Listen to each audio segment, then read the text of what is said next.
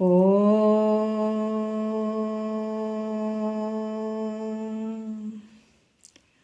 ಗುರುರ್ಬ್ರಹ್ಮ ಗುರುರ್ವಿಷ್ಣು ಗುರುರ್ದೇವೋ ಮಹೇಶ್ವರಃ ಗುರು ಸಾಕ್ಷಾತ್ ಪರಬ್ರಹ್ಮ ತಸ್ಮೈ ಶ್ರೀ ಗುರವೇ ನಮಃ.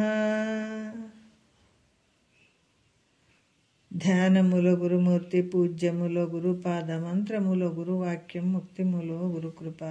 ಶ್ರೋತ್ರಿಯ ಬ್ರಹ್ಮನಿಷ್ಠ ಸದ್ಗುರು ಬಸವಾನಂದರ ಪಾದಕಮಲಗಳಿಗೂ ಹಾಗೂ ಅವರ ಪ್ರತಿರೂಪದಂಥ ನಿಜಗುಣಪ್ಪನವರ ಪಾದಕಮಲಗಳಿಗೂ ನನ್ನ ದೀರ್ಘದಂಡ ಪ್ರಣಾಮಗಳನ್ನು ಸಲ್ಲಿಸುತ್ತಾ, ಸದ್ಗುರು ಮಾರ್ಥಂಡ ಸಾಬಾಯಿ ಸದ್ಗುರುಗಳ ಪಾದಕಮಲಗಳಿಗೂ ಹಾಗೂ ರಾಯಪ್ಪ ಸದ್ಗುರುಗಳ ಪಾದಕಮಲಗಳಿಗೂ ನನ್ನ ದೀರ್ಘದಂಡ ಪ್ರಣಾಮಗಳನ್ನು ಸಲ್ಲಿಸುತ್ತಾ, ಮನದಲ್ಲಿ ಗುರು ಸ್ವರೂಪದಂಥ ನನ್ನ ಪತಿದೇವರಿಗೂ ಕೂಡ ನನ್ನ ದೀರ್ಘದಂಡ ಪ್ರಣಾಮಗಳನ್ನು ಸಲ್ಲಿಸುತ್ತಾ, ಮನದಲ್ಲಿ ಸ್ಮರಿಸಿಕೊಳ್ಳುತ್ತಾ, ತಮ್ಮೆಲ್ಲರಿಗೂ ವಂದಿಸುತ್ತಾ, ಇವತ್ತಿನ ಪರಮಾರ್ಥ ಗೀತೆ 11ನೇ ಗತಿ ನಡೆದದ. ಈ 11ನೇ ಗತಿ ಒಳಗೆ ನಿನ್ನೆ ಕೆಲವೊಂದು ವಿಚಾರಗಳನ್ನು ಹೇಳಿದರು. ಯಾವುದು ಹೇಳಿದರು ಅಂತಂದ್ರೆ 7ನೇ ನುಡಿಯಿಂದ ಹೇಳಿದ್ದಾರೆ. ನಿನ್ನೆ 7ನೇ ನುಡಿ ಹೇಳಿದ್ದಾರೆ. ಇವಾಗ ಏಕಾದಶ ಅಂದ್ರೆ 11ನೇ ಗತಿ ಒಳಗೆ ಇಂತು ಒಲಿದು ಪೇಡದ ಸಾಧನ ಸಂತತಿ ಸಾಧ್ಯದೊಡನೆ ಸಮರಸ ವೈದ್ಯ ಸಮಂತಿಪ್ಪ ಯೋಗಿ ಆತನೆಯಂ ತನ್ನುವಿರೆ ಜೀವಿಪನು ಅವನು ಜೀವಿಪ ಅನ್ನುವನು ಅರುಪಿವನು ಈಗಳಂತ ಹೇಳುವಂಥ ವಿಚಾರ. ಆತ ಜ್ಞಾನ ಮಾಡ್ಕೊಂಡಿದ್ದಾನೆ. ಮತ್ತು ಇನ್ನೊಂದು ಅಂದ್ರೆ ಶಿವಜೀವರ ಐಕ್ಯತೆ ಆಗಿದೆ. ಬ್ರಹ್ಮವನ್ನು ಅಪರೋಕ್ಷೀಕರಿಸಿಕೊಂಡಿದ್ದಾನೆ.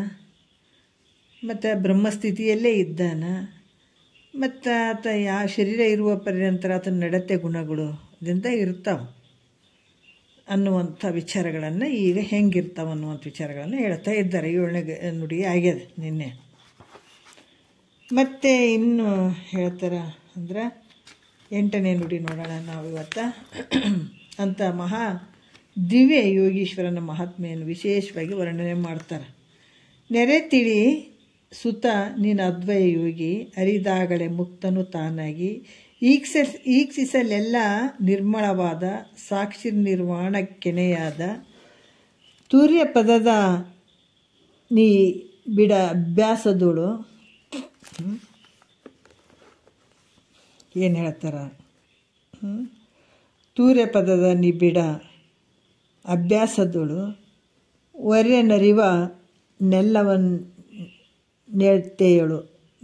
ನಳ್ತೆಯಳು ಪೂರ್ವದ ಜಾತಿ ಸ್ಮರಣಾಧಿಕವ ಸಾರ್ವಭುವನ ಚೇಷ್ಟ ಸಾಂಗಿಕವ ಕಲ್ಪನೆಯಂ ಪರಿಕಲ್ಪಿಸಲಕ್ಕೂ ಕಲ್ಪಶತಂಗಳ ನುಳಿದಿರಲಕ್ಕೂ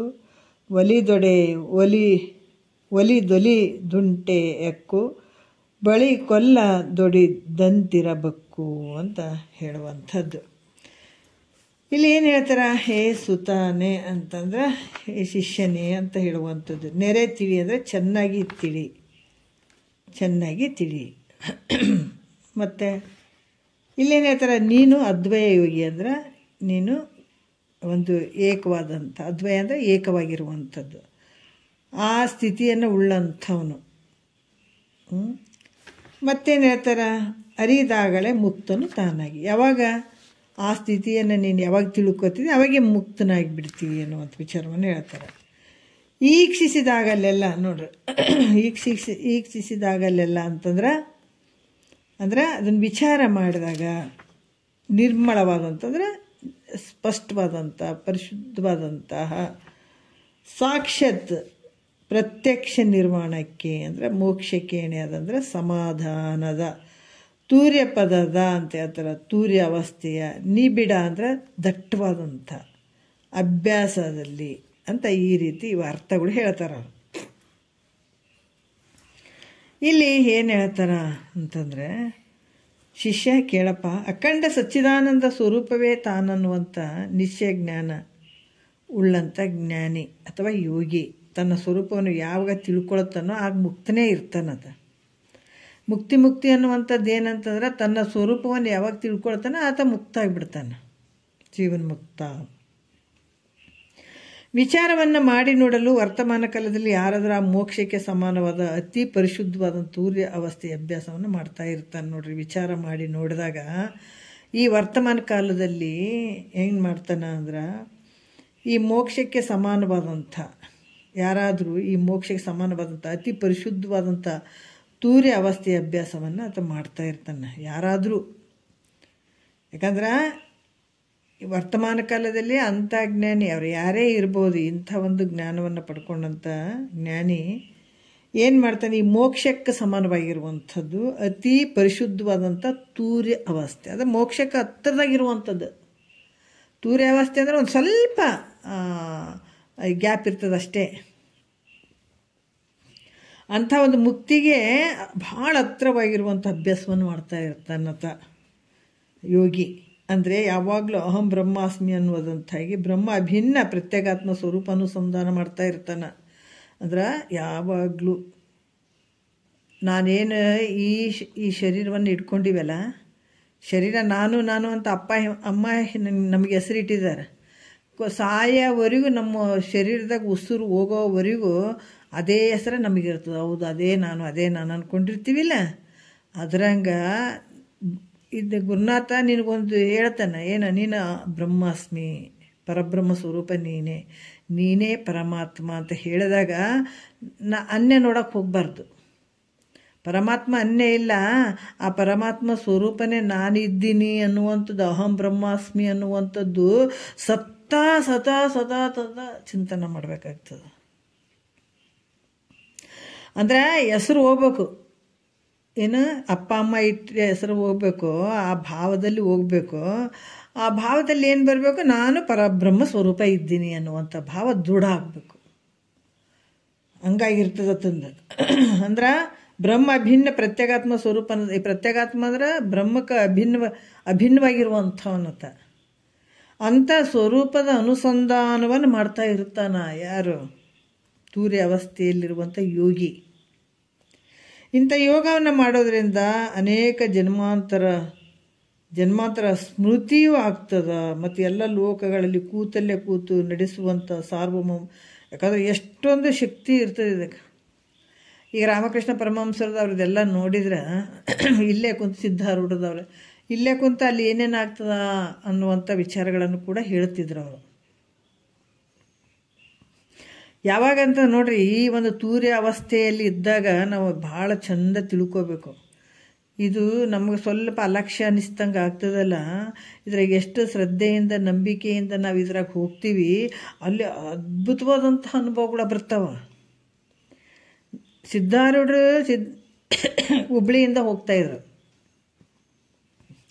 ಅಲ್ಲಿ ಗರಗತ್ತಾತರಿಗೆ ಗೊತ್ತಾಯ್ತು ನೋಡ್ರಿ, ಅಲ್ಲಿ ಒಬ್ಬ ಮನುಷ್ಯ ಬರಕತ್ತೇನ, ನನಗೆ ಕಪ್ನಿ ತಂದು ಕೊಡಲೇ ಗಂಟೆ ಅಂತ ಕೂಗ್ತಾ ಇದ್ನಂತ. ಯಾರೇ ಗರಗದ ತಾತವ್ರು, ಮಡಿಯೊಳಪ್ಪ ತಾತವ್ರು. ಹಂಗೆ ಗೊತ್ತಾಗ್ತದೆ. ಇಲ್ಲೇ ಕೂತ್ಕೊಂಡ್ರು ಕೂಡ ಎಲ್ಲೆಲ್ಲಿ ಏನೇನು ನಡೀತಾವೆ ಅನ್ನೋದು ಎಲ್ಲ ಗೊತ್ತಾಗ್ತಂತೆ. ಯಾವಾಗ ಅಹಂ ಬ್ರಹ್ಮಾಸ್ಮಿ ನಾನು ಅಂತ ಅನ್ನುವಂಥ ಅವಸ್ಥೆಯಲ್ಲಿ, ಆ ಭಾವದಲ್ಲಿ ಜಾಸ್ತಿ ಇದ್ದಾಗ, ಅಂದರೆ ತನ್ನ ಸ್ವರೂಪಾನುಸಂಧಾನವನ್ನೇ ಮಾಡ್ತಾ ಇರ್ತಾನೆ. ಅಂಥ ಸಂದರ್ಭದಲ್ಲಿ ಮತ್ತೆ ಅನೇಕ ಜನ್ಮಾಂತರದ ಒಂದು ಸ್ಮೃತಿ ಕೂಡ ಅದಕ್ಕೆ ಆಗ್ತದಂತ. ತಾನು ಏನೇನು ಮಾಡಿದಾನೆ, ಹಿಂದೆ ಏನೇನು ಆಗಿರ್ತಾವ, ಕೆಲವೊಂದು ಆ ಸ್ಮೃತಿಯಲ್ಲಿ ಬಂದು ಹೋಗ್ತಾವಂಥವು. ಮತ್ತು ಜಗತ್ತಿನ ಆಗು ಹೋಗುಗಳ ಬಗ್ಗೆ ಕೂತ್ಕೊಂಡಲ್ಲೇ ಎಲ್ಲ ತಿಳಿದು ಇದು ಹಿಂಗಾತದ ಅಂತ ಹೇಳ್ತಾನತ. ಅಂಥ ಒಂದು ಅಧಿಕಾರನೂ ಬರ್ತದಗ. ಅಂದ್ರೆ ಎಲ್ಲ ಲೋಕಗಳ ವ್ಯವಸ್ಥೆಯನ್ನು ತನ್ನ ಕಲ್ಪನೆಯಿಂದನೇ ಆಳ್ತಾನತ.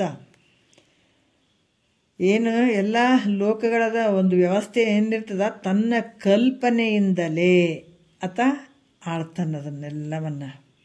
ಮತ್ತು ತಾನಿರಬೇಕೆಂಬ ಇಷ್ಟವಿದ್ದರೆ ತನಗೆ ಸಂತೋಷವಾಗುವವರೆಗೂ ಇರಬಹುದು, ಇಷ್ಟವಿರದಿದ್ದರೆ ಇದ್ದ ಹಾಗೆ ಇರಬಹುದು. ನೋಡ್ರಿ,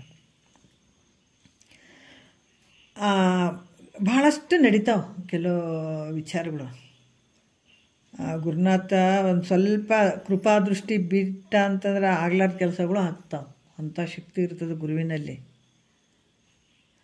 ಅದಕ್ಕೆ ಇಲ್ಲಿ ಕೂಡ ಹೇಳ್ತಾರ, ಮತ್ತು ತಾನಿರಬೇಕೆಂಬ ಇಷ್ಟವಿದ್ದರೆ ತನಗೆ ಸಂತೋಷವಾಗುವವರೆಗೂ ಇರಬಹುದತ. ಇಷ್ಟೇ ಇರ್ದಿದ್ರೆ ಇದ್ದ ಹಾಗೆ ಇರ್ಬೋದು, ಹಂಗೆ ಇರ್ಬೋದು. ತನ್ನ ಮನಸ್ಸಿಗೆ ಹೆಂಗೆ ಬರ್ತದೆ ಹಂಗೆ ಇರ್ಲಿಕ್ಕೆ ಸಾಧ್ಯ ಆಗ್ತದೆ. ಯಾಕಂದ್ರೆ ಇಂಥ ವ್ಯವಸ್ಥೆ, ಲೋಕಗಳ ವ್ಯವಸ್ಥೆಯನ್ನು ಕೂಡ ತನ್ನ ಕಲ್ಪನೆಯಿಂದ ಆಳ್ತಾನೆ. ಮತ್ತು ತಾನು ಇರ್ಬೇಕು, ಹಿಂಗಿರ್ಬೇಕಂದ್ರೆ ಇಷ್ಟ ಇದ್ರೆ ಹಂಗೆ ಇರೋಕ್ಕೆ ಸಂತೋಷವಾಗುವವರೆಗೆ ಇರ್ಬೋದು. ಇಷ್ಟವಿರದಿದ್ದರೆ ತಾನು ಹೆಂಗಿರ್ತಾನೆ ಇದ್ದ ಹಾಗೆ ಇರ್ಬೋದು. ಅಂದ್ರೆ ಸಾರ್ವಭೌಮ ರಾಜನು ಪರಾಧೀನನಾಗದೆ ಹೇಗೆ ಸ್ವತಂತ್ರ ಆಗಿರ್ತಾನೋ, ಈಗ ಸಾರ್ವಭೌಮ ರಾಜ ಹೆಂಗಂದ್ರೆ ಆತ ಬೇರೆ ಯಾರೂ ಒಂದು ಕೈಯಾಗಿ ಇರಂಗಿಲ್ಲ. ಆತ ಸ್ವತಂತ್ರವಾಗಿರ್ತಾನೆ. ಅದಕ್ಕೆ ಆದೇಶ ಮಾಡುವಂಥವ್ರು ಯಾರಿರಂಗಿಲ್ಲ ರಾಜನಿಗೆ. ಆ ರೀತಿಯಾಗಿ ಸರ್ವ ಲೋಕಗಳ ಈತ ಕೂಡ ಹಾಗೆ ಇರ್ತಾನೆ. ಆತ ಹೆಂಗೆ ಯಾರ ಅಧೀನನಾಗದೆ ಸ್ವತಂತ್ರವಾಗಿ ಹೆಂಗಿರ್ತಾನೆ ಒಬ್ಬ ರಾಜ, ಹಾಗೆ ಈತ ಯೋಗಿ ಕೂಡ ಸರ್ವಾತ್ಮ ತತ್ವದಿಂದ ಸರ್ವ ಲೋಕಗಳ ಸಾರ್ವಭೌಮನಾದ್ದರಿಂದ ಇವನ ಮೇಲೆ ಆಜ್ಞೆಯನ್ನು ಮಾಡುವವರು ಯಾರೂ ಇಲ್ಲ ಜಗತ್ತಿನೊಳಗೆ. ಜ್ಞಾನಿಗೆ ಆಜ್ಞೆ ಮಾಡುವಂಥವ್ರು ಯಾರೂ ಇಲ್ಲ.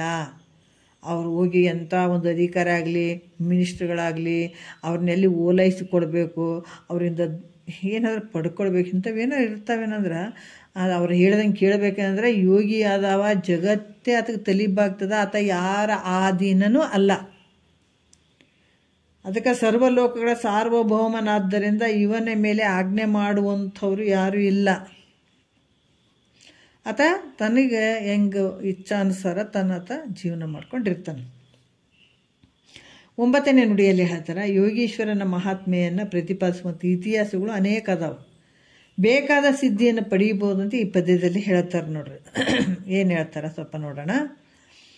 ಇಲ್ಲಿ ವರತನುಜನೇ ಕೇಳು ಈ ಅರ್ಥಕ್ಕೆ ಪರೀಕ್ಷಿಸಲರಿದನ ಸಾಮರ್ಥ್ಯಕ್ಕೆ ಮನು ಮುನಿ ಸಿದ್ಧ ಮಹಾಯೋಗಿಗಳ ಧನುಜ ದಿವಿಜ ಗಂಧರ್ವಾದಿಗಳ ಮತ್ತೆ ಇವು ನಾನಾ ವಿಧ ಶಕ್ತಿಗಳ ಮೊತ್ತದ ನರಕುಲ ನಾಗಾದಿಗಳ ಪೇಳುವ ಇತಿಹಾಸ ಫಲ ಉಂಟು, ತಾಳುವ ಸಿದ್ಧಿಗೆ ವಾಸನೆಯುಂಟು. ತವೇ ತಿಳಿ ತದ್ಯೋಗದ ಬಲದಿಂದ ಅವರ ಸಿದ್ಧಿ ಒಡೆದ ರದರಿಂದ ಇಚ್ಛೈಸಿದೊಡಂ ತಪ್ಪದು ತಾನು ಸ್ವಚ್ಛಂ ಯೋಗದ ಬಲನಿದು ತಾನು ಅಂತ ಹೇಳ್ತಾರೆ. ವರತನುಜ ಅಂದರೆ ಶ್ರೇಷ್ಠವಾದಂಥ ಶಿಷ್ಯನೇ ಕೇಳು. ಈ ಶಿಷ್ಯರುಗಳು ಭಾಳ ಮಂದಿ ಇರ್ತಾರಿಲ್ಲ, ಈ ಶಾಸ್ತ್ರವನ್ನು ಯಾರು ಕೇಳಕ್ಕೆ ಕೂತುಕೊಳ್ತಾರ ಅವರು ವರಶಿಷ್ಯ, ಶ್ರೇಷ್ಠವಾದಂಥ ಶಿಷ್ಯ ಅಂತ ಅನ್ಸ್ಕೊಳ್ತಾರ. ಅದಕ್ಕೆ ಏಕಾಗ್ರ ಭಾವದಿಂದ ಕೇಳಪ್ಪ ನೀನು ಅಂತ ಹೇಳ್ತಾರೆ. ಏನು ಹೇಳ್ತಾರೆ, ಇದು ತಿಳಿಲಿಕ್ಕೆ ಬರದೇ ಇರುವಂಥದ್ದು ಐತಿದು. ಅಂದ್ರೆ ಇದು ಗೋಚರ ಆಗದೇ ಇರುವಂಥದ್ದು, ಮಾತಿಗೂ ಮನಸ್ಸಿಗೂ ನಿಲುಕದೇ ಇರುವಂಥದ್ದು. ಇಂಥ ಒಂದು ನಿಲುಕದೇ ಇರುವಂಥದ್ದನ್ನು ಮಹಾಪುರುಷನು ತನ್ನ ಸಾಮರ್ಥ್ಯವನ್ನು ಯಾಕಂದ್ರೆ ಪುರುಷನ ಸಾಮರ್ಥ್ಯವನ್ನು ಪ್ರತಿಪಾದಿಸುವ ಇತಿಹಾಸಗಳು ಅನೇಕ ಅದಾವೆ. ಯಾಕಂದರೆ ತಿಳಿಲಿಕ್ಕೆ ಅಶಕ್ಯವಾದಂತಹ ಮಹಾಪುರುಷನ ಸಾಮರ್ಥ್ಯವನ್ನು ಪ್ರತಿಪಾದಿಸುವಂಥ ಇತಿಹಾಸಗಳು ಬಹಳ ಅದಾವೆ. ತಿಳಿಲಿಕ್ಕೆ ಆಗೋದೇ ಇಲ್ಲ ಅಂತಹ ಒಂದು ಮಹಾಪುರುಷನ ಸಾಮರ್ಥ್ಯವನ್ನು ಪ್ರತಿಪಾದಿಸುವಂಥ ಇತಿಹಾಸಗಳು ಅದಾವೆ. ಒಬ್ಬ ಮಹಾತ್ಮನ ಮಹಿಮೆಗಳಾಗಿರ್ಬೋದು, ಅದನ್ನು ತಿಳಿಲಿಕ್ಕಿರುವಂಥದ್ದಾಗಿರ್ಬೋದು, ಅಸಖ್ಯವಾಗಿರುವಂಥ ಅದರಲ್ಲಿ ಮಹಾಪುರುಷನ ಸಾಮರ್ಥ್ಯವನ್ನು ಪ್ರತಿಪಾದಿಸುವಂಥ ಇತಿಹಾಸಗಳು ಬಹಳ ಅದಾವೆ. ಅವು ಯಾವಂತಂದ್ರೆ ಮನು ಇಕ್ಷ್ವಾಕು ರಾಜನನ್ನು ಕುರಿತು ಉಪದೇಶ ಮಾಡ್ತಾನೆ. ಮನು ಇಕ್ಷ್ವಾಕು ರಾಜನನ್ನು ಕುರಿತು ಉಪದೇಶ ಮಾಡುವಂಥದ್ದು.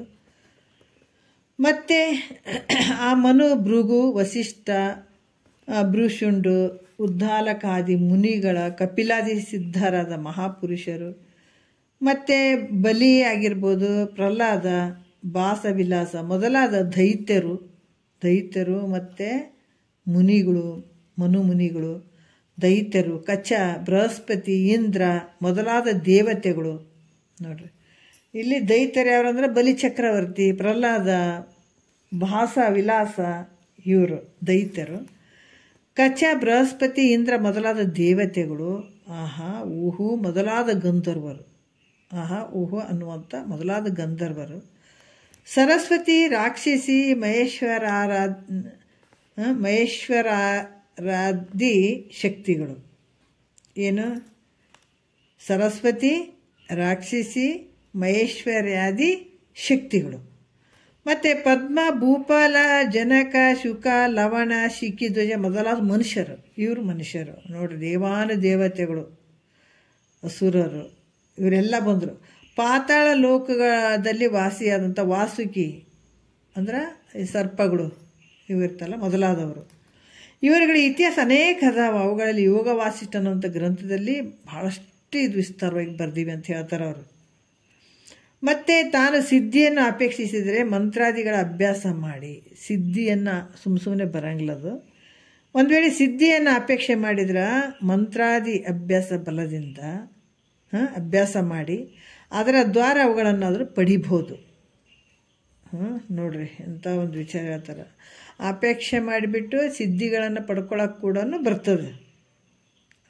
ಮಂತ್ರ ತಂತ್ರ ಇವೆಲ್ಲ ಅಭ್ಯಾಸ ಮಾಡಿ ಇದನ್ನು ಮಾಡ್ಕೊಳಕ್ಕೆ ಬರ್ತದೆ. ಮತ್ತು ಸರ್ವರು ಯೋಗ ಬಲದಿಂದಲೇ, ಯಾಕಂದರೆ ಜಗತ್ತಿನ ಒಳಗೆ ಭಾಳ ವಿಚಿತ್ರ ಅಡುಗೆ ಅವ್ರಿ. ಇದು ಹಿಂಗೆ ಆಗಂಗಿಲ್ಲ ಹಂಗಾಗಲ್ಲ ಅಂತ ತರ್ಕಕ್ಕೆ ನಿಲ್ಕದೇ ಇರುವಂಥ ಘಟನೆಗಳು ನಡೀತಾವೆ.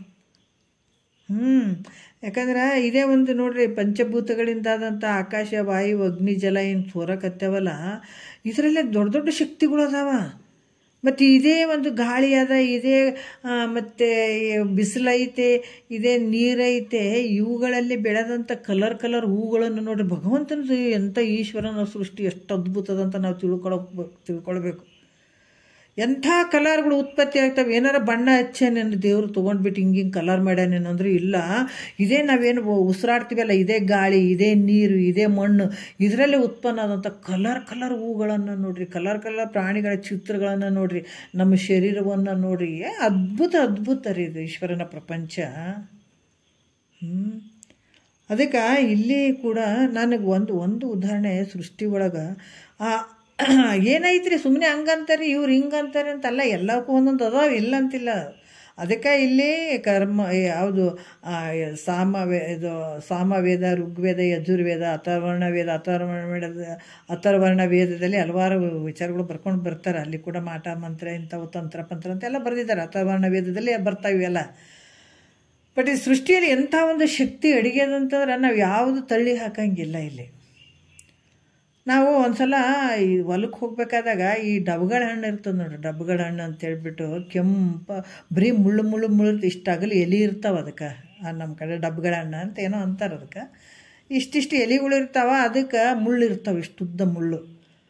ನಾವು ಹೋಗ್ಬೇಕಾದಾಗ ಅದು ಒಬ್ಬರು ಹೇಳಿದ್ರು, ನಮ್ಮ ಜೊತೆ ಇದ್ದಕ್ಕಿನ ಒಬ್ಬಕ್ಕೆ ಹೇಳಿದಳು, ಇಲ್ಲ ಯಾವ ಕಾರಣಕ್ಕೆ ಆ ಮುಳ್ಳು ತುತ್ತಿಸ್ಕೋಬಾರ್ದ್ರಿ ಅಂತ ಹೇಳಿದಳು. ನಮ್ಗೆ ಅದೊಂದು ಸ್ವಲ್ಪ ಭಯ ಇತ್ತು ನನಗೆ. ಎಲ್ಲರೂ ಆ ಹಣ್ಣುಗಳನ್ನ ತೊಗೋಬೇಕು, ಕೆಂಪು ಹಣ್ಣಾಗಿರ್ತಾವೆ. ಅದಕ್ಕೆ ಒಂದಿಷ್ಟು ಹಣ್ಣು ಇರ್ತಾವೆ, ಒಳಗೆ ನೋಡಿದ್ರೆ ಬರೀ ಕೆಂಪಿರ್ತದೆ. ಅದು ನೋಡೋಣ ಅಂತ ಬಡ್ದಾಡಿ ಸ್ವಲ್ಪ ಮೇಲ್ಗಡೆ ಇತ್ತು ಹಿಂಗೆ ಮಾಡಿ ತೊಗೊಳೋದ್ರಾಗ ಏನಾಯಿತು, ಆಕೆ ಅಂದಿದಳು ನನಗೆ, ಫಸ್ಟಿಗೆ ಅಂದಿದಳು, ಆ ಮುಳ್ಳು ನಡೀತದ ಶರೀರದಾಗ, ನಡೀತದ ಅಂತ ಹೇಳಿದಳು ಆಕೆ. ನನಗೆ ಎಲ್ಲೋ ಒಂದು ಕಡೆ ಅದು ನಡೀತದಂದ್ರೆ ಹೆಂಗೆ ನಡೀತದೆ ಇದು, ಈಕೇನು ಸುಳ್ಳು ಹೇಳ್ತಾಳೆ ಬಿಡು ಅಂತ ಹಿಂಗೆ ಅಂದ್ಕೊಂಡೀನಿ. ಅದು ಬಡ್ದಾಡಿ ಏನು ಅವರೆಲ್ಲ ಕಿತ್ಕೊಳಕತ್ತಿದ್ರಲ್ಲ, ನಾನು ಹಿಂಗೆ ಕಿತ್ತಬೇಕಂತ ಹೋಗಿದ್ದೀನಿ. ನನ್ನ ಕೈಗೆ ಮುಳ್ಳು ಚುಚ್ಚಿಬಿಡ್ತದೆ, ಇಷ್ಟು ಉದ್ದ ಅದ್ರ ಮುಳ್ಳು.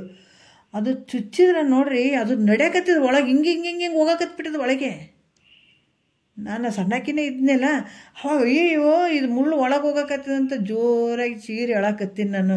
ಅವಾಗ ಮತ್ತು ಓಡಿ ಬಂದು ಅದನ್ನ ಮುಳ್ಳು ಹಿಡಿದು ತೆಗೆದ್ರು. ಭಾಳ ವಿಚಿತ್ರ ಅಲ್ಲ ಕೆಲವೊಂದದ್ದು. ನಾವು ನಮ್ಗೆ ಇಷ್ಟಿಷ್ಟೇ ಗೊತ್ತಿರ್ತಾವೆ, ಯಾಕಂದ್ರೆ ನೋಡಿರಂಗಿಲ್ಲಲ್ಲ. ನೋಡಿದವ್ರಿಗೆ ಮತ್ತೆ ಭಾಳಷ್ಟು ಅದ್ಭುತವಾದಂಥದ್ದು ನನಗನ್ನಿಸ್ತು. ಸುಮ್ಮನೆ ಒಂದು ಮುಳ್ಳು ನಡೀತದಂದ್ರೆ ಶರೀರದಾಗ ಹೆಂಗಾಗ್ತದೆ ಹೇಳ್ರಿ. ಅದು ಚಲನ ಹಿಂಗೆ ಮಾಡಕತ್ತಿದ್ದು ಹಿಂಗೆ ನನ್ನ ಪ್ರತ್ಯಕ್ಷವಾಗಿ ನನ್ನ ಅನುಭವ ಬಂದದ್ದು. ಅದು ನಾನು ನೋಡಿದ್ದು, ನನ್ನ ಶರೀರಕ್ಕೆ ಚುಚ್ಚಿದ್ದು, ಕೈಗೆ ಹಿಂಗೆ ಚುಚ್ಚದ, ಅದು ಹಿಂಗೆ ಮಾಡಕತ್ತಿದ್ದು, ಅದು ಅಲಗಾಡಿ ಒಳಗೆ ಹೋಗಾಕತ್ತದ. ಅದು ನೋಡ್ರಿ ಹೆಂಗದ. ಅದಕ್ಕೆ ಭಾಳಷ್ಟು ತರ್ಕಕ್ಕೆ ನಿಲ್ಲಕ್ಕದೇ ಇರುವಂಥ ಘಟನೆಗಳು ನಡೀತಾವೆ. ಇದು ಹೆಂಗ್ರಿ ಅದು ಹೆಂಗ್ರಿ ಅಂತ ಅಂತೀವಿ, ಯಾಕಂದ್ರೆ ನಮ್ಮ ಅನುಭವಕ್ಕೆ ಬಂದಾಗ ಗೊತ್ತಾಗ್ತದೆ ಇದು ಹೆಂಗ್ರಿ ಅಂತ. ನೀವು ನಂಬುತ್ತೀರ ಬಿಡ್ತೀರ. ಇದು ಈ ಶ್ರಾವಣ ಮಾಸದಾಗ ಅಲ್ಲಿ ಮಠದಲ್ಲಿ ಕೂತ್ಕೊಂಡು ಈ ಸಿದ್ಧಾರೂಢರ ಚರಿತ್ರೆ 4 ಗಂಟೆಗೆ ಓದಿದ್ರೆ ಆಯ್ತಂತ ಕೂತ್ಕೊಂಡಿದ್ದೀನಿ. ಸುತ್ತಮುತ್ತ ಯಾವ ದೇವಸ್ಥಾನಗಳಿಲ್ಲ, ಯಾವ ಮಠಗಳಿಲ್ಲ, ಏನಿಲ್ಲ. ನಾನು ಅಲ್ಲಿ ಮಠದಾಗ ಮಾರ್ತಾಂಡೇಶ್ವರ ಮಠದಾಗ ಕೂತ್ಕೊಂಡಿದ್ದೀನಿ ನಾನು. ನಾವು ಕೆಲವರು ಕೇಳಿದಾಗ ಇದು ಹೆಂಗ್ರಿ, ಇದು ಹೆಂಗೆ ಆಗ್ತದ್ರಿ, ಇವರೆಲ್ಲ ಸುಳ್ಳೇ ಹೇಳ್ತಾರೇನೋ ಅಂತ ಅನ್ನಿಸ್ತದೆ ನಮ್ಗೆ. ಅವು ಘಟನೆ ನಮ್ಗೆ ಅನುಭವಕ್ಕೆ ಬಂದಾಗ ನಾವು ಹೇಳಿದ್ರು ಕೂಡ ಇನ್ನೊಬ್ರು ನಂಬಂಗಿಲ್ಲ. ಹಂಗೆ ನಡೀತಾವೆ ಕೆಲವೊಂದು. ಅಲ್ಲಿ ಕುಂತು ನಾನು ಓದಾಕತ್ತೀನಿ, 4 ಗಂಟೆ ಮಳೆ ಬರಾಕತ್ತದ. ನಮ್ಮ ಅಮ್ಮನ ಅಲ್ಲಿ ಬಂದು ಕುಂತಿದ್ದಳು. ಮಳೆ ಬರಕತ್ತಿತ್ತು. 3 ಗಂಟೆ ಆಗ್ಯದ. 3 ಗಂಟೆ, ನಾ 2 ಗಂಟೆ ಊಟ ಮಾಡೋದು, ಒಂದು ಅರ್ಧ ಗಂಟೆ ಕೂತ್ಕೊಂಡು ಹೋಗಿ ಅಲ್ಲಿ ಕುಂತು ಓದಿದ್ರೆ ಆಯ್ತಂತ ಮಠದಾಗ ಕುಂತು ನಾ ಸಿದ್ಧಾರೂಢರ ಚರಿತ್ರೆ ಓದಬೇಕಾದಾಗ ಎಲ್ಲ ಕಡೆ ನಿಶಬ್ದ. ಮತ್ತು ಅಲ್ಲಿ ಯಾವ ದೇವಸ್ಥಾನಗಳಿಲ್ಲ, ಮಠಗಳಿಲ್ಲ, ಏನಿಲ್ಲ. ಆದ್ರೆ ಓದ್ಕೊತ ಕೂತ್ಕೊಂಡಿದ್ದೀನಿ. ಅಲ್ಲಿ ಸಾಬಯ್ಯಪ್ಪನ ಗದ್ದಿಗೆ ಅದಲ್ಲಿ ಹಿಂಗೆ ನಮ್ಮ ಬಾಜುನೇ ಸ್ವಲ್ಪ ಮುಂದೆ ಹಿಂಗೆ ಆಗ್ತದ. ಡಣ್ ಡಣ್ ಡಣ್ ಅಂತ ಒಂದು 3 ಸಲ ಗಂಟೆ ಬಾರಿಸ್ದಂಗೆ ಆಯಿತು. ಹಿಂಗೆ 1 ಸಲ 2 ಸಲ ಹಿಂಗೆ ಬಾರಿಸ್ದಂಗೆ ಆಯ್ತು. ಎಲ್ಲಿ ಬಾರಿಸ್ತಾರ ಅಂತ ಹಿಂಗೆ ನೋಡಿದೆ ನಾನು. ಎಲ್ಲೋ ಬಂದಿರ್ಬೇಕು ಬಿಡು ಅಂತೇಳಿ ಮತ್ತೆ ನಾನು ಸುಮ್ಮನೆ ಮತ್ತೆ ಓದೋಕ್ಕೆ ಶುರು ಮಾಡಿದೆ. ಅದೇ ಗದ್ದಿಗೆ ಒಳಗೆ 3 ಸಲ ಗಂಟೆ ಕಿವಿಯಾರೆ ಕೇಳಿದೆ. ಓದೋದು ಬಿಟ್ಟು ಕೇಳಿದೆ. ಅಲ್ಲೇ 3 ಸಲ ನೋಡ್ತೀನಿ, ಎಲ್ಲೋ ಅಲ್ಲೇ ಬಂತು 3 ಸಲ. ಇದು ಕೇಳಿದ್ರೆ ಆಶ್ಚರ್ಯ ಆಗ್ತದೆ ಎಲ್ರಿಗೆ, ಅದು ಭ್ರಮೆ ಏನೋ ಅಂತ ಅಂದ್ಕೊಳ್ತೀವಿ ನಾವು. ಆದರೆ ಹೇಳೋದಕ್ಕೆ ವಿಧಿ ಇಲ್ಲ. ನನಗೆ ಆಗ್ಯದ, ಅದು ಅನುಭವ ಆಗ್ಯದ. ಕೇಳೋರಿಗೆ ನಂಬ್ಬೋದು, ಬಿಡ್ಬೋದು. ಅದು ಒಂದಾಯಿತು. ಭಾಳಷ್ಟು ಇಂಥವಾಗಿದ್ದಾವೆ. ಇದು ಅವ್ರ ನಂಬಿಕೆ ಅವ್ರವ್ರಿಗೆ ಬಿಟ್ಟದ್ದು. ಬಟ್ ನಮಗಾದಂಥ ಅನುಭವಗಳು ಬಟ್ ಎಲ್ಲೂ ಇಲ್ಲ. ಮತ್ತು 3 ಗಂಟೆಗೆ ಯಾರು ಗಂಟೆ ಬರೆಸ್ತಾರೆ, ಎಲ್ಲಿ ಬರೆಸ್ತಾರೆ? ಅಲ್ಲಿ ಕಿವಿಯಾರೆ ನಾನು ಕೇಳಿದಂಥದ್ದು. ಮತ್ತು ಒಂದು ವಿಚಾರ ಹೇಳ್ತೇನೆ. ಅಲ್ಲಿ ಮಠಕ್ಕೆ ಬಂದಾಗ ಕೆಲವರೆಲ್ಲ ತಾತರಾದರೂ ಕೂಡ ಮೊದಲು ಅವರು ತಂಬಾಕು ಗೊತ್ತಲ್ಲ, ಈ ಸಾಧು ಸಂತರು ಸೇರ್ತಾರೆ ನೋಡ್ರಿ, ನಿಮಗೆ ಗೊತ್ತಿರ್ತದೆ. ತಂಬಾಕು ಅಂತೇಳ್ಬಿಟ್ಟು ಗಾಂಜಾ ಇರ್ತದಲ್ಲ, ಅದನ್ನು ಸೇರ್ತಿದ್ರು ಮೊದಲು. ಅಲ್ಲಿ ಮಠಕ್ಕೆ ಒಬ್ಬೊಬ್ರು ಮಾಡಿದ್ರೆ ಇವರು ಮೊದಲು ಗುರುಗಳೂ ಒಂದೊಂದು ಸಲ ತೊಗೊಳ್ತಿದ್ರು. ಅದು ಎಲ್ಲರೂ ಬಂದಾಗ ಮೊದಲು. ಆವಾಗ ಒಂದೊಂದು ಸಲ ಇದು ನಾನು ಸತ್ಯನೇ ಹೇಳ್ತೀನಿ, ಯಾವುದೋ ಮುಚ್ಚಿಟ್ಕೊಳ್ಳೋ ಅವಶ್ಯಕತೆ ಇರೋಂಗಿಲ್ಲ ಇಂಥ ಮಹಾತ್ಮರ ಒಂದು ವಿಚಾರಗಳು. ಅಲ್ಲಿ ನಾವು ಕೂತ್ಕೊಂಡಿದ್ದೀವಿ. ಮತ್ತು ಒಂದು ಸಲ ಅಲ್ಲಿ ಕೂತ್ಕೊಂಡಿದ್ದೀವಿ. ಏನಾಯಿತು ಅಂತಂದ್ರೆ ಪೂಜೆ ಇದೆ, ಶ್ರಾವಣ ಮಾಸದಾಗ ಸಪ್ತಾಹ ಮಾಡಬೇಕಾದಾಗ ಅಲ್ಲಿ ಮಠದಾಗ ಕೂತ್ಕೊಂಡಾಗ ಯಾರಿಲ್ಲ.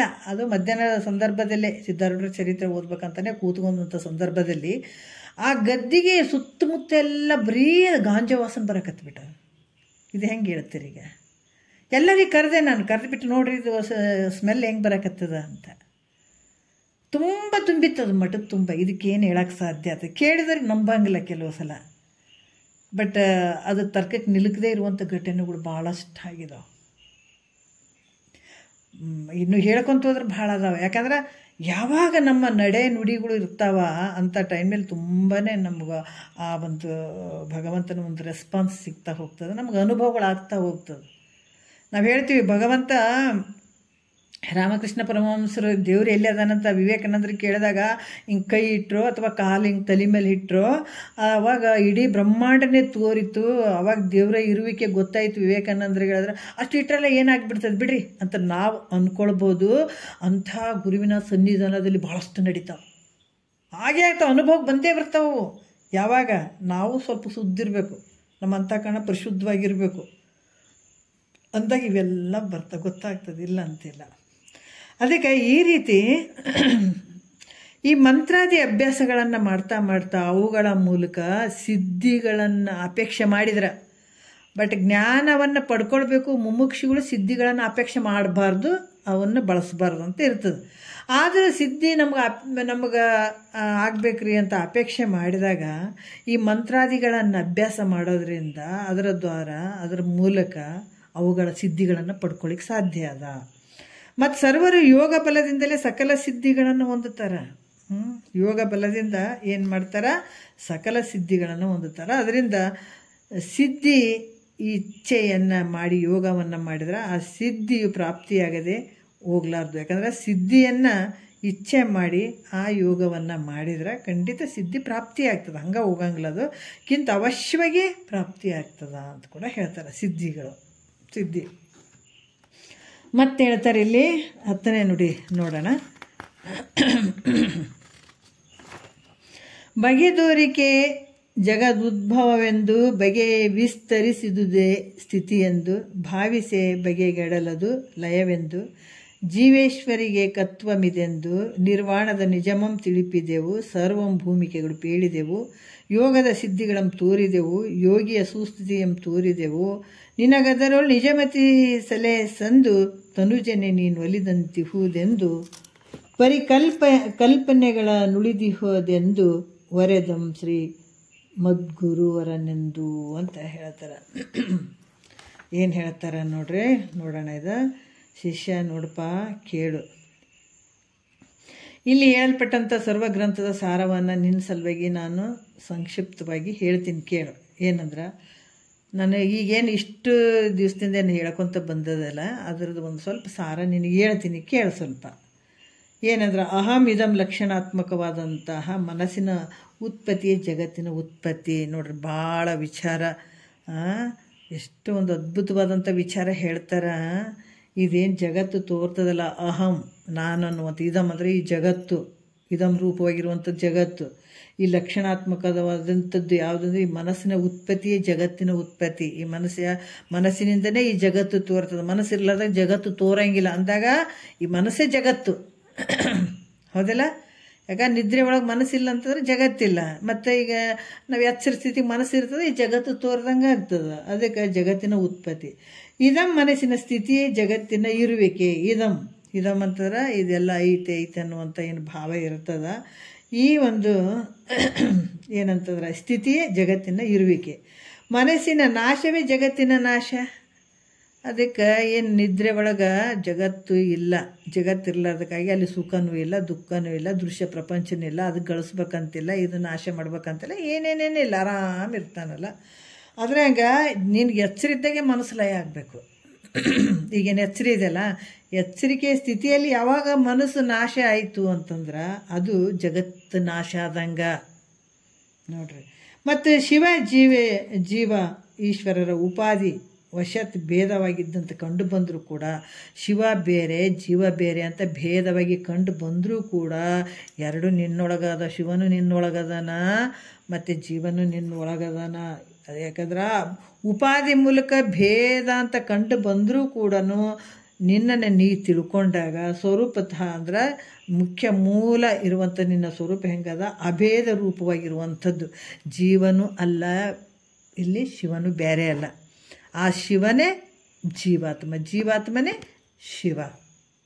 ಇಬ್ಬರದಾಗ ಯಾವುದು ಬೇರೆ ಇಲ್ಲ, ಒಂದೇ ರೂಪವಾಗಿರುವಂಥ ಒಂದೇ ಸ್ವರೂಪ ಅಂತ ಅಖಂಡೈಕ ಸ್ವರೂಪವೇ ನಾನಂತ ನಿಶ್ಚಯ ಮಾಡುವಂಥದ್ದು ಅಂತ ಒಂದು ಅಖಂಡವಾಗಿರುವಂಥದ್ದು. ಯಾಕಂದರೆ ಇಲ್ಲಿ ಜೀವಾತ್ಮನೂ ಇಲ್ಲ, ಶಿವನೂ ಇಲ್ಲ, ಪರಬ್ರಹ್ಮ ಸ್ವರೂಪನೇ ಅಖಂಡೈಕ ಅಂದ್ರೆ ಭಾಳ ದೊಡ್ಡ ಪ್ರಮಾಣ. ಅಖಂಡ ಅಂತೀವಿ ಅಲ್ಲ, ಇಟ್ಟು ಲಿಮಿಟ್ ಇಲ್ಲ, ಅದಕ್ಕೆ ಅಳತೆ ಇಲ್ಲ ಅಂತ ಒಂದು ಅಖಂಡ ಏಕರಸ ಅಂದರೆ ಒಂದೇ ಇರುವಂಥದ್ದು, ಏಕವಾಗಿರುವಂಥದ್ದು ಒಂದೇ ರಸ. ಈಗ ಒಂದು ಗಿಡ ಐತೆ, ಆಲ್ದಿ ಗಿಡ ಐತೆ, ಆಲ್ದಿ ಗಿಡ ನಾನಾ ರೀತಿಯಿಂದ ಬೇರುಗಳು ಅಲ್ಲೆಲ್ಲೆಲ್ಲೆಲ್ಲೆಲ್ಲಿ ಬಿಟ್ಟಿರ್ತಾವ, ಕೊಂಬೆಗಳು ಅಲ್ಲೆಲ್ಲೆಲ್ಲೇ ಇರ್ತಾವೆ, ರೆಂಬೆಗಳು ಅಲ್ಲೆಲ್ಲೆಲ್ಲೆಲ್ಲೇ ಇರ್ತಾವೆ, ಎಲೆಗಳು ಇರ್ತಾವೆ, ಕಾಂಡಗಳು ಇರ್ತಾವೆ. ಸಹಜ ಅಲ್ಲ, ಅಲ್ಲಿ ಹೂವು ಇರ್ತದೆ, ಹಣ್ಣು ಇರ್ತದೆ, ಎಲ್ಲ ಒಂದು ಉದಾಹರಣೆ ಹೇಳ್ಬೇಕಂತಂದ್ರೆ.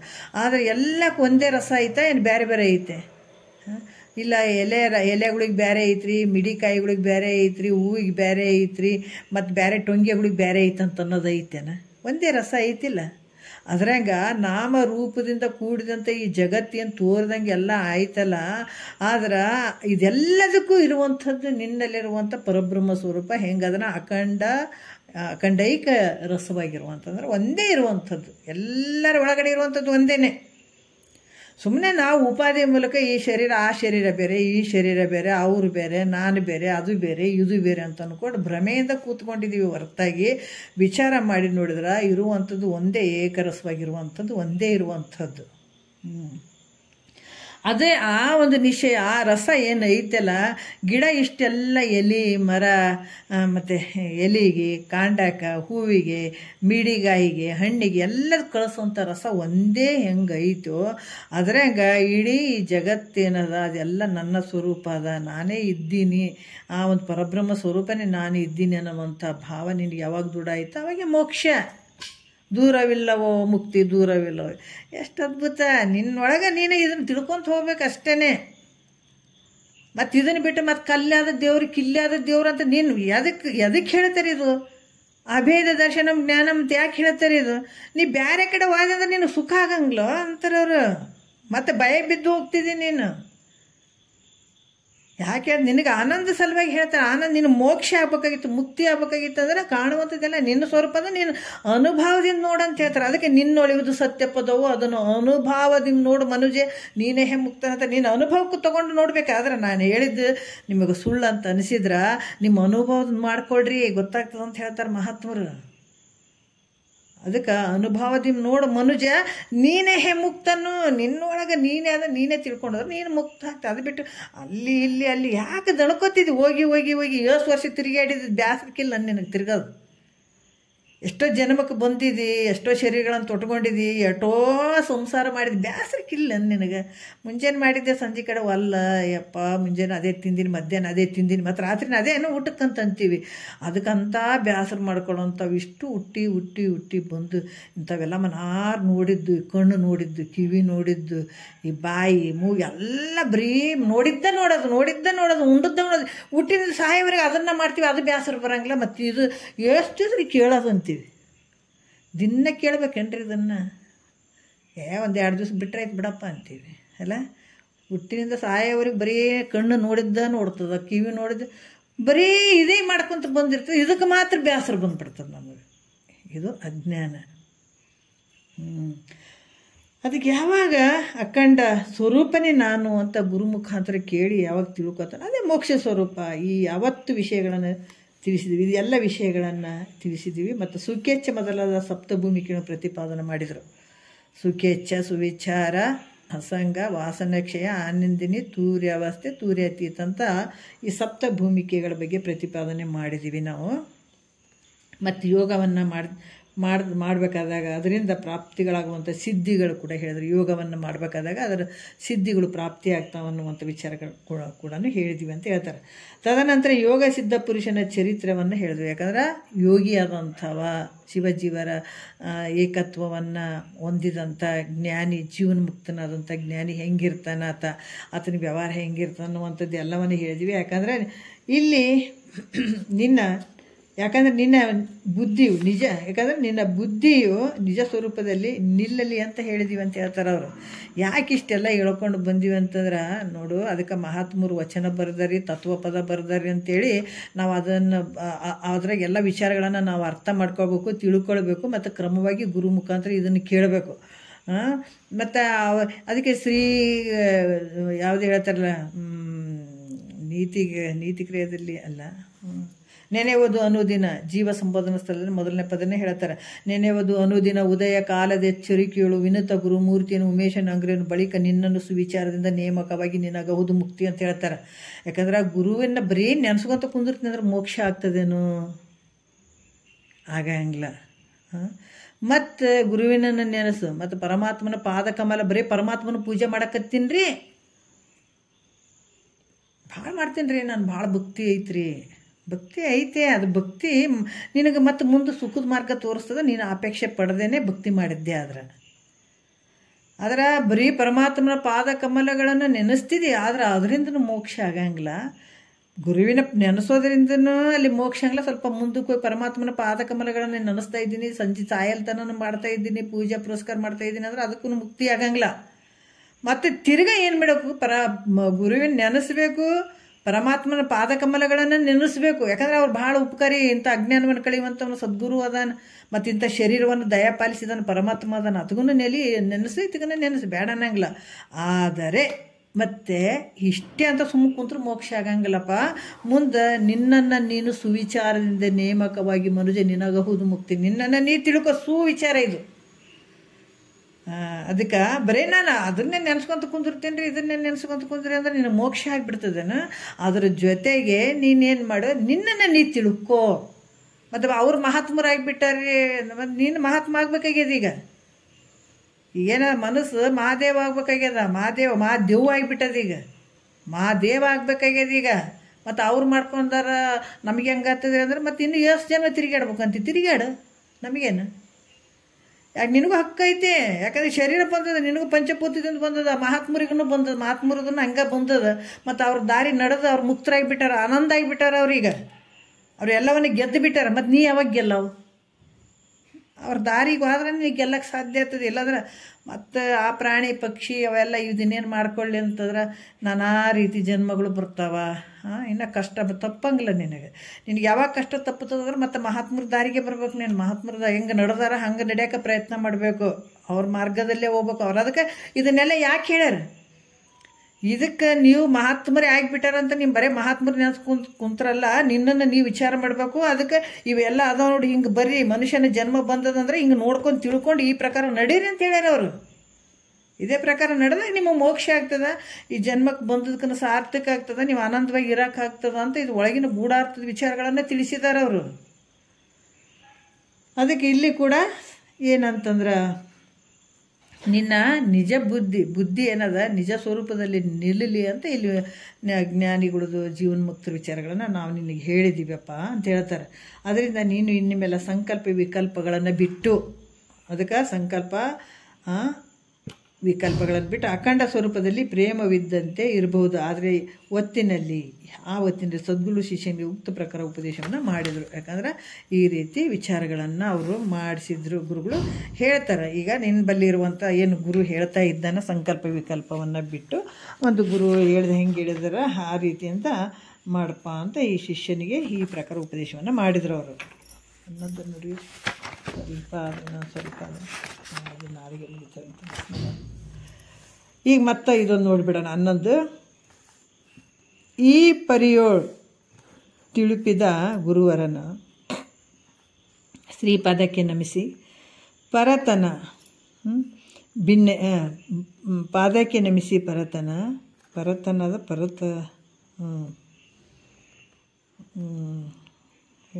ಪರತನ ಭಿನ್ನಯಿಸಿದ ನೊಸಿಗೆಯೋಳ್ ಆ ಸುತನು ತನ್ನ ನಿಜ ಸ್ಥಿತಿಯೋಳು ಸಂಗತನು ಗುರುವರನು ಈ ಗೊಲವಿನಿಂದ ಪರಮಾರ್ಥವನ್ನೊರಿಪಿದ ಕಥದಿಂದ ಭವಸಾಗರಂ ದಾಟಿದ ನಿಂತು ಶಿವ ಸಂಪದ ಸಮನಿಸಿತೆನಗಿಂತು ಅದು ವಾಗ್ಮನವ ಸಾತೀತವೆಯಾಗಿ ಅದು ನಿನ್ನಿಂ ಶ್ರೀ ಪಾದುಕೆಯಾಗಿ ಬೇರುಪಚಾರಂ ನಿನಗೊಂದಿಲ್ಲ ಬೇರೆನ್ನನ್ನು ಉಸುರಲಿಂಬಿಲ್ಲ ಅಂತ ಈ 11ನೇ ನುಡಿಯಲ್ಲಿ ಹೇಳ್ತಾರೆ. ಈ ಪರಿಯೋಳು ಅಂತಂದ್ರೆ ಈ ರೀತಿಯಲ್ಲಿ ತಿಳಿಸಿದ ಗುರುವರ, ಆತನ ವಿಹಿತ ಗುರು, ಇದನ್ನು ತಿಳಿಸುವಂಥವನು ವಿಹಿತ ಗುರು. ಅಂಥ ಪಾದಕಮಲಗಳಿಗೆ ಶ್ರೀಪಾದಕ್ಕೆ ಅಂದ್ರೆ ಅಂಥ ಪಾದಕಮಲಗಳಿಗೆ ನಮಸ್ಕಾರ ಮಾಡಿ ಪರತನ ಅಂದರೆ ಸರ್ವೋತ್ಕೃಷ್ಟವಾದಂಥದ್ದು, ಅಂದರೆ ತನ್ನ ನಿಜ ಸ್ಥಿತಿಯೋಳು ನಿಜ ಸ್ವರೂಪದಲ್ಲಿ ಕೂಡಿದವನಾಗಿ ಅಂತ ಹೇಳ್ತಾರೆ. ಅಂದ್ರೆ ಈ ಪ್ರಕಾರ ಶಿಷ್ಯನನ್ನು ಕುರಿತು ಗುರುಗಳು ಬ್ರಹ್ಮೋಪದೇಶವನ್ನು ಮಾಡಲು ಈ ರೀತಿ ಶಿಷ್ಯನ ಉದ್ಧಾರ ಆಗಬೇಕಾಗಿತ್ತಂದ್ರೆ ಗುರುಗಳು ಕಷ್ಟಪಟ್ಟು ಹೇಳಬೇಕು. ಯಾಕಂದರೆ ಇದು ಮಹಾತ್ಮರು ಹೇಳುವಂಥ ವಿಚಾರ. ಗುರುಗಳು ಕೂಡ ಹೇಳ್ತಿದ್ರು, ಒಬ್ಬ ತಾಯಿ ತನ್ನ ಮಗುವಿಗಾಗಿ ಬೆಳೆಸ್ಬೇಕಾದ್ರೆ ಎಷ್ಟೊಂದು ಕಷ್ಟಪಡ್ತಾಳ, ಅದೇ ಪ್ರಕಾರ ಒಬ್ಬ ಗುರು ಶಿಷ್ಯನಿಗಾಗಿ ಬಡ್ದಾಡ್ಬೇಕಂತ. ಅಷ್ಟು ಕಷ್ಟ ಅದ, ಗುರುವಿಗೂ ಕಷ್ಟ ಅದ. ಯಾಕಂದ್ರೆ ಶಿಷ್ಯನನ್ನು ಉದ್ಧಾರ ಮಾಡ್ಬೇಕಂತ ಒಂದು ಕರುಣೆ ಗುರುವಿನಲ್ಲಿರಬೇಕು. ಹಾಗಾಗಿ ಗುರು ಜ್ಞಾನ ಬೋಧೆಯನ್ನು ಮಾಡ್ತಾನೇ ಇರಬೇಕು. ಅದನ್ನ ಬೇರೆ ಕೆಲಸ ಏನಿಲ್ಲ, ಜ್ಞಾನ ಬೋಧೆಯನ್ನು ಕೊಡಬೇಕು. ಅಧಿಕಾರಿ ಈ ಒಂದು ಜ್ಞಾನದ ಒಂದು ಮೋಕ್ಷದ ಅಪೇಕ್ಷೆ ಉಳ್ಳಂಥ ಒಂದು ಅಧಿಕಾರಿ ಶಿಷ್ಯರುಗಳಿಗೆ ಅವರು ಉದ್ಧಾರ ಮಾಡಬೇಕು ಹೇಳಿ. ಅದಕ್ಕೆ ಈ ರೀತಿ ಬ್ರಹ್ಮೋಪದೇಶವನ್ನು ಮಾಡಲು ಆ ಶಿಷ್ಯ ತನಗೆ ಅಖಂಡ ಆನಂದ ಬ್ರಹ್ಮ ಅಭಿನ್ನವಾದ ಪ್ರತ್ಯೇಕಾತ್ಮ ಸ್ವರೂಪದಲ್ಲಿ ತತ್ಪರನಾಗಿ ನೋಡ್ರಿ, ಅದಕ್ಕೆ ಭಾಳ ಖುಷಿ ಆಗ್ತದೆ. ಮತ್ತು ದುಃಖ ಶರೀರ ಅಂದ್ರೆ ಸಾಯ್ತದ ಅನ್ನೋದು ದುಃಖ, ಹುಡ್ತದ ಅನ್ನೋದು ದುಃಖ, ಮಧ್ಯ ಹೋರಾಟ ಅನ್ನುವಂಥದ್ದು ದುಃಖ. ಇದು ರೋಗ ರುಜಿನಗಳು 1, 2 ಇದು ಕಷ್ಟ, ಬಹಳಷ್ಟು ಕಷ್ಟದಿಂದ ಕೂಡಿದ್ದ ಶಿಷ್ಯ ಗುರುವಾಕ್ಯವನ್ನು ಕೇಳಿ ಅದು ಸ್ವಲ್ಪ ಅಲ್ಲ ಅಖಂಡಾನಂದವನ್ನು ಅನುಭವಿಸಿ ಬ್ರಹ್ಮಕ್ಕೆ ಅಭಿನ್ನವಾದಂಥ ಪ್ರತ್ಯೇಕಾತ್ಮ ಸ್ವರೂಪದಲ್ಲಿ ತತ್ಪರನಾಗಿ ಅತಿ ಪ್ರೇಮ ಭರದಿಂದ ಕೂಡಿದವನಾಗಿ ಗುರುಗಳನ್ನು ಕುರಿತು ನಮಸ್ಕಾರ ಮಾಡಿ ಸ್ತುತಿ ಮಾಡ್ತಾನ. ಸದ್ಗುರುನಾಥನೇ, ನಿನ್ನ ಕೃಪೆಯಿಂದ ಆ ಪರಬ್ರಹ್ಮ ತತ್ವವನ್ನು ತಿಳಿಯೋಣದ್ರಿಂದಲೇ ನಾನು ಈ ಜನನ ಮರಣ ಭವಸಾಗರವನ್ನು ದಾಟಿದೆನು. ಅದಕ್ಕೆ ಇಂದಿರ್ಪೇನೋ ನಿಜ ಸುಖದಲ್ಲಿ ಬಹು ದಂದುಗವೆಲ್ಲವ ನಳಿದುಳಿದು. ಅಪ್ಪ ಸದ್ಗುರುವೇ, ನಿನ್ನ ಮಾತು ಕೇಳಿ ಇವಾಗ ಇಂದಿರ್ಪೇನು ಈಗ ಈ ವರ್ತಮಾನ ಕಾಲದಲ್ಲಿ ಈಗ ಭಾಳ ಸುಖವಾಗಿದ್ದೀನಿ. ಇಂದಿರ್ಪೇನು ನಿಜ ಸುಖದಲ್ಲಿದ್ದೀನಿ ನಾನೀಗ. ಮತ್ತು ಭಾಳ ಒಂದು ಏನಿದ್ದು ದ್ವಂದ್ವಗಳು ಇದ್ದವು, ಗದ್ದಲುಗಳಿದ್ದವು ನನ್ನ ಮನಸ್ಸಿನಲ್ಲಿ. ನಾನಾ ರೀತಿಯಿಂದ ಕಷ್ಟಕ್ಕೊಳಗಾಗಿದ್ದೆ ನಾನು. ಅದಕ್ಕೆ ಬಹುದಂದುಗ ಅವೆಲ್ಲವನ್ನು ಅಳಿದುಳಿದು ಈಗ ಅವನ್ನೆಲ್ಲ ಹೋಗಿಬಿಟ್ಟಿದ್ದಾವಪ್ಪ ಅಂತ ಗುರುವಿನ ಬಗ್ಗೆ ಸ್ತುತಿ ಮಾಡ್ತಾನೆ ನೋಡ್ರಿ. ಈ ರೀತಿ ನಾನು ಈ ಜನ್ಮ ಮರಣ ರೂಪ ಭವಸಾಗರವನ್ನು ದಾಟಿದ್ದೀನಿ. ಇಲ್ದಿದ್ರೆ ಈ ಸಾಗರದಲ್ಲೇ ಇರ್ತಾ ಇದ್ನಪ್ಪ ನಾನು. ಇರಲಿ, ಇದನ್ನ ಇಟ್ಕೊಂಡು ನಾಳೆ ಮಾತಾಡೋಣ. ಪಟ ಪಟ ಪಟ ಪಟ ಹೇಳೋಕ್ಕಾಗಲ್ಲ. ಇನ್ನು ಒಂದು ದಿವಸ ಆಗ್ತದೇನೋ ಅಷ್ಟೇ, ಒಂದು ದಿವಸ ಅಥವಾ 2 ದಿವಸ, ಒಂದೇ ದಿವಸ ಆಗ್ಬೋದು, ನಾಳೆಗೆ ಆಗ್ಬೋದು. ಮತ್ತು ನಾವು ಇದನ್ನು ಮುಗಿದ ಮೇಲೆ ಕೈವಲ್ಯ ಪದ್ಧತಿ ಶಿವಕಾರುಣ್ಯ ಸ್ಥಳದಿಂದನೇ ಶುರು ಮಾಡೋಣ. ಇದು ಪರಮಾರ್ಥ ಗೀತೆ ಮುಗಿದ ನಂತರ ಅದು ಶುರು ಮಾಡೋಕ್ಕಾಗ್ತದೆ. ನಾಳೆ ಆಗ್ಬೋದು ಇದು, ನೋಡೋಣ ಮುಂದೆ. 1-2 ಮಾತು ಗುರುಗಳ ಪಾದಕ್ಕೆ ಅರ್ಪಿಸಿ ಹರವು. ಇದನ್ನ ಇಟ್ಕೊಂಡು ನಾಳೆ ಮಾತಾಡೋಣ.